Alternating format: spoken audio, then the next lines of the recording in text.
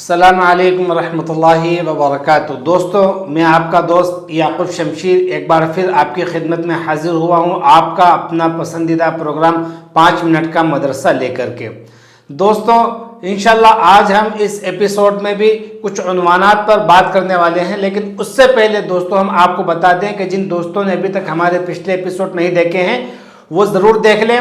ہمارے فیس بک پیج پر جا کر یا ہمارے یوٹیوب چینل پر بھی دیکھ سکتے ہیں۔ آن لائن دیکھنے والے بھائیوں سے ہم ریکویسٹ کریں گے کہ وہ ہمارے ویڈیوز کو لائک، کمنٹ اور شیئر کرنا نہ بھولیں، اور دوستو ساتھ ہی ساتھ ہمارے چینل کو سبسکرائب بھی کر لیں تاکہ آپ کو ہمارے اپڈیٹ ملتے رہیں۔ دوستو، جیسا کہ آپ کو معلوم ہے کہ ہم اس پروگرام میں 5 منٹ میں بے شمار دین کی معلومات دینے کی کوشش کر رہے ہیں، تو اسی لیے اس کا جو نام ہے دوستو 5 منٹ کا مدرسہ ہے۔ چلتے ہیں اپنے پہلے موضوع۔ آج کا ہمارا جو پہلا ٹاپک ہے وہ ہے سنت۔ آج ہم دوستوں بات کرنے والے ہیں ایک ایسی سنت کے بارے میں جو ہمارے ہر ایک کام سے تعلق رکھتی ہے، چاہے ہمارا کپڑا پہننا ہو، چاہے جوتا پہننا ہو، چاہے ہمارا کھانا ہو پینا ہو، ہر کام سے تعلق رکھتی ہے۔ وہ یہ ہے کہ ہم جو بھی کام کریں سیدھی طرف سے کریں۔ حدیث میں اللہ کے نبی صلی اللہ علیہ وسلم سے حضرت عائشہ صدیقہ رضی اللہ تعالیٰ عنہ سے مروی ہے، وہ فرماتی ہیں کہ وضو کرنے میں اور کھانے پینے کی چیزوں میں آپ صلی اللہ علیہ وسلم سیدھے ہاتھ کا استعمال کرتے، اور بیت الخلاء میں اور ایسی چیز جس میں گندگی ہوتی ہے اس کے لیے اللہ کے نبی صلی اللہ علیہ وسلم الٹے ہاتھ کا استعمال کرتے تھے۔ تو دوستو ہمیں بھی چاہیے کہ ہم جو اچھے کام ہوتے ہیں، کھانا پینا لکھنا، عام طور پر بہت سارے بھائی جو ہوتے ہیں وہ لیفٹی ہوتے ہیں، لیفٹ ہینڈ سے لکھتے ہیں، انہیں چاہیے کہ وہ کوشش کریں، کیونکہ لکھنا پڑھنا یہ اچھا کام ہے۔ تو ہر اچھا کام دوستوں جو اللہ کے نبی صلی اللہ علیہ وسلم کرتے تھے وہ سیدھا ہاتھ سے کرتے تھے، اور وہ کام جس میں گندگی ہوتی ہے اس کاموں کے لیے ہمیں الٹا ہاتھ استعمال کرنا چاہیے۔ چلتے ہیں اب اپنے اگلے موضوع کی طرف۔ آج کا ہمارا دوسرا ٹاپک ہے دوستو گناہ۔ دوستو، میں آپ کو ایک بات بتاتا ہوں جو بڑی ہی خطرناک ہے کہ آج ہمارے معاشرے میں ماڈرن کلچر کے نام پر اتنے بڑے بڑے گناہ عام ہیں کہ اس کو گناہ ہی نہیں سمجھتے۔ جس کو ہم چھوٹا گناہ سمجھ رہے ہیں نا، وہ صحابہ کے زمانے میں بہت بڑا گناہ سمجھا جاتا تھا۔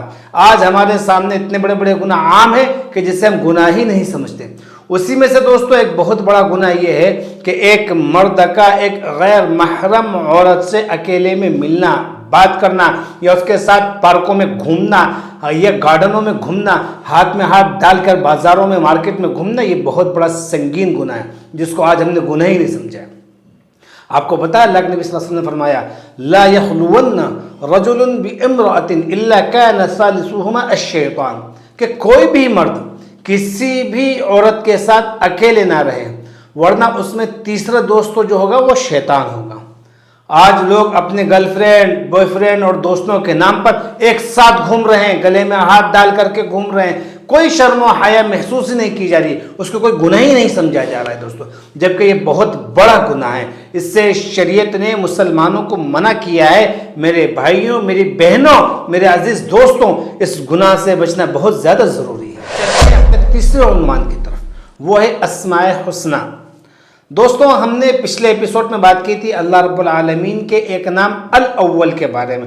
آج ہم بات کریں گے دوسرا نام الآخر۔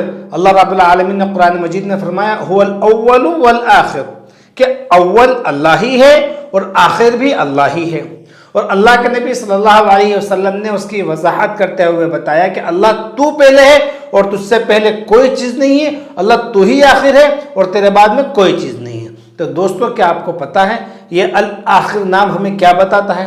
ہمیں دوستو یہ بتاتا ہے کہ ہماری ابتدا اگر اول اللہ سے ہے تو ہماری انتہا بھی اللہ ہی سے ہے۔ ہم اللہ کی طرف سے آئے ہیں اور اللہ ہی کی طرف ہم کو لوٹ کر واپس جانا ہے۔